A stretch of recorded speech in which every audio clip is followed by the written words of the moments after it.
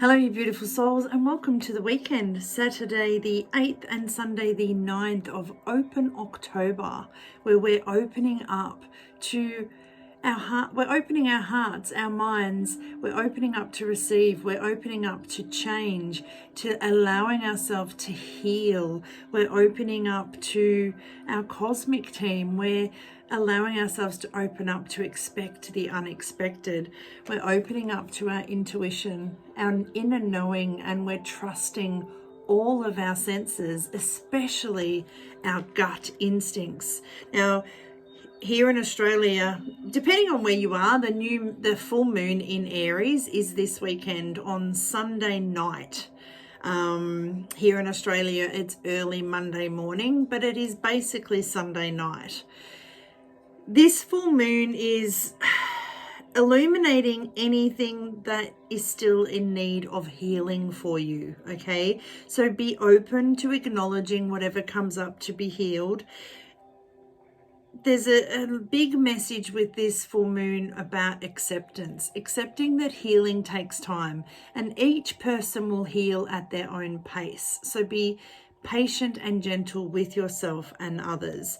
Of course, with any full moon, it's about forgiving and releasing, or celebrating and calibrating, so you create space for your manifestations to take place. I do want to read a little bit about this moon out of the Moonology book. So the first thing to note about this full moon is that it's taking place in Aries, which is the first sign of the zodiac. This means that even though we're getting closer to the end of the year, it's a good time to recommit to your moon practices. Decide now that you'll set aside time for it at every new or full moon. Hopefully by now you've seen the power of working with the lunar cycle. However, many people get so excited about making new moon wishes that they forget their full moon work. But full moon releasing is at least as important as the new moon intentions you set. And even though it's only October, it's a good time to revive your moon practices. List what you want to forgive and release. Ask what's holding you back. It might be a childhood memory. It might be someone in your current life.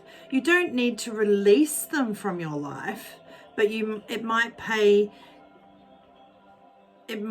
be that you pay less attention to their opinion or their thoughts or their story. You can tell who you need to forgive if thinking about them gives you a slight charge, a trigger. It triggers some sort of emotional response, because once you've truly forgiven them, that'll vanish and it'll just be a memory. It'll always be a part of who you are, but it'll just be a memory.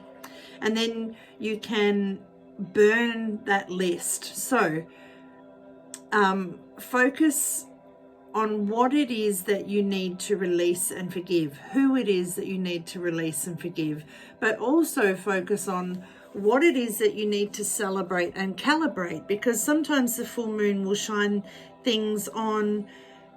The full moon will always illuminate what you need to acknowledge. And for some of you, it'll be release and forgiveness. For others, it'll be, hey, you've done this thing and you didn't even celebrate it. You've just moved on. Okay, so pay attention to that. This week, listen to the intuitive whispers and feel the intuitive nudges. Shine like the superstar that you are. Awaken your intuitive abilities. Share your gifts with the world, whatever they are. We all have our own unique gifts. Open your mind and your heart to receiving, and the doors will open for you. And let your cosmic team guide you and inspire you.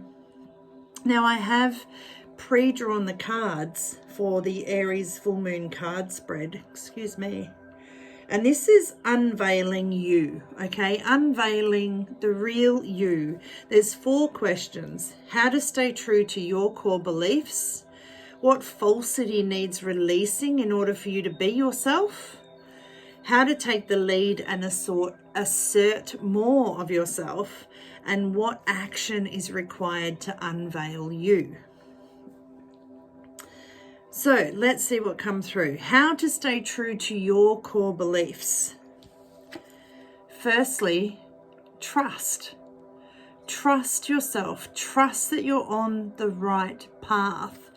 And let other people's opinions, stories, conditionings, expectations be water off a duck's back. Let it just run off as easily as water runs off a duck's back. To go with that, we get the Page of Wands. Inspiration, ideas, discovery, limitless potential, being a free spirit, going on an exploration, having that freedom and excitement to just shake off whatever is not yours and go on this adventure. That is how to stay true to your core beliefs. Shake it off. Water off a duck's back. Shake your tail feather and go exploring. You have the freedom to do and be you. What falsity needs releasing for you to be yourself? We get the realization. Okay, so realizing that when people look at your life, they see what they would see if they looked through a keyhole. They see one part of your whole life scenario. So don't let them judge. What falsity needs releasing? That they know you better than you do. That they know your path better than you do. And then we get the Four of Wands reversed. So don't give away your power. Don't give it away. This is conflict with others, lack of support, breakdown in communication, conflict, transition. So what falsity needs releasing in order for you to be yourself? The fact that no one else knows what goes on in your home. No one else knows your life better than you do. They get a peep, but they don't know your path. They don't know who you are. They don't know what you've been through, and they don't know your true heart's desire. So turn this upside down. Let them watch through the peephole as you create the life that brings you celebration, joy, community, homecoming, feeling at home in your life. How to take the lead and assert more of yourself. Do what brings you pleasure and surrender to that. Surrender to what brings you pleasure. Let it flow through you, to you, around you, from you, and every which way. Because when you are living a life that brings you pleasure, joy, happiness, harmony, it does exude from you. And even if they're watching, even if they're judging, it is literally water off a duck's back. It can't steal your pleasure. It can't take your power. And with this card, we get the Temperance. Balance, harmony, patience, being sensible, finding meaning, change and options, dipping your toe in, doing what brings you pleasure for you, filling your cup. And this is often about the conscious mind joining with the subconscious mind, your dreams and your reality becoming manifest. Assert more of you by dipping your toe into what you enjoy. Because if you don't, I've just noticed there's this volcano exploding in the background. Okay, so if you don't do what brings you pleasure and you allow people who are judging through the peephole and who are trying to ruffle your feathers, you will end up exploding. So how to take the lead and assert more of you? Do more of what brings you pleasure. Fill your cup and bring your dreams into reality. And what action is required for you to unveil you? Change. And with that reddy orangey color, it's safe for you to change and it's safe for you to create this change. And we get the Hanged Man to go with this, which is also about pausing, surrendering, letting go, seeing things from a new perspective, viewing things different than before, change, release. So what action is required for you to unveil you? changing and releasing and seeing the world the way you want to see it, not the way they do, not letting them ruffle your feathers.